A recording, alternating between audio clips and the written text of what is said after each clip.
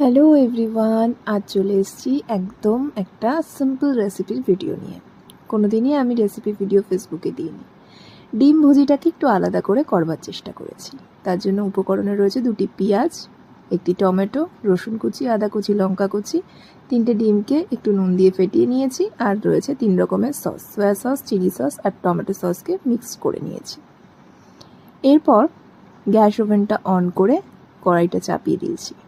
দিয়ে কড়াইয়ের মধ্যে একটু তেল দিয়ে যেই ডিমটা আমরা গুলে রেখেছিলাম ফেটিয়ে, সেই ডিমটাকেই অ্যাড করব। ডিমটাকে ভালো করে একটু ভুজি করে নেব। ভুজি ঠিকমতো হয়ে গেলে পরে ডিমটা কড়াই থেকে নামিয়ে রেখে ওই সেম কড়াইতেই আবারও একটুখানি তেল দিয়ে দেব। ডিমটা ভুজিটা দেখো হয়ে গেছে, তাই নামিয়ে রেখে অল্প পরিমাণ আবারও তেল দিয়ে নিলাম। তেল গরম হয়ে গেলে পরে রসুন কুচি, আদা কুচি আর লঙ্কা কুচিটা অ্যাড করব। ফার্স্টে রসুনটা অ্যাড করলাম, তারপর আদা, তারপর লঙ্কাটা অ্যাড করে এই 3টে জিনিসকে ভালো করে একটু লাল লাল করে ভেজে নেব। নেওয়ার পরে পেঁয়াজ অ্যাড করলাম। পেঁয়াজটাও ভালো করে আমরা লাল করে ভেজে নেব।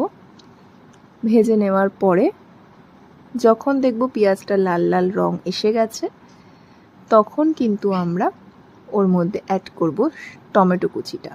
টমেটোটা তোমরা দানা সমেতও দিতে পারো, আবার দানা ছাড়াও দিতে পারো। আমি দানা সমেতই অ্যাড করেছি।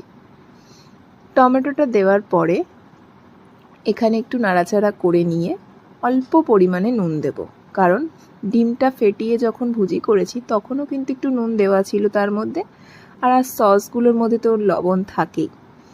তো সেই জন্য একদম অল্প পরিমাণ লবণ দিয়ে ভালো করে একটু নাড়াচাড়া করে ভালো করে লাল করে ভেজে নিয়ে যখন দেখব তেলটা হালকা ছেড়ে দিচ্ছে, ভাজা ভাজা হয়ে গেছে, এর মধ্যে অ্যাড করে দেব সসটা। সসটা দিয়ে এবার ভালো করে আগে রান্নাটাকে কষাবো মশলাটা, কারণ প্রতিটা রান্নারই কষানোর ওপর টেস্টটা ডিপেন্ড করে। যত রান্না কষাবে তত সুন্দর টেস্ট হবে। এরপর দিয়ে দিলাম black pepper powder 1 table spoon দিয়ে এবার ভালো করে কষিয়ে যখন তেলটা ছেড়ে দেবে মশলাটার থেকে, তখন অ্যাড করে দিচ্ছি ডিম ভুজিটা। এরপর ভালো করে এটাকে এবার নাড়াচাড়া করব। বেশিক্ষণের রান্না নয়, চটজলদি খাওয়ার জন্য ডিনারের রুটির সাথে দারুণ একটা আইটেম। ফার্স্ট টাইমই আমি ট্রাই করলাম, তোমরাও রেসিপিটা ফলো করে ট্রাই করতে পারো। ট্রাই করে যদি ভালো লাগে কমেন্ট বক্সে প্লিজ জানাতে ভুলো না, আর একটা লাইক করে দিয়ে যেতে প্লিজ ভুলো না। ভালো লাগলে অবশ্যই কমেন্টে জানিও। হয়ে গেছে রেডি আমার ডিম ভুজি। চলো আজকের মতো টাটা।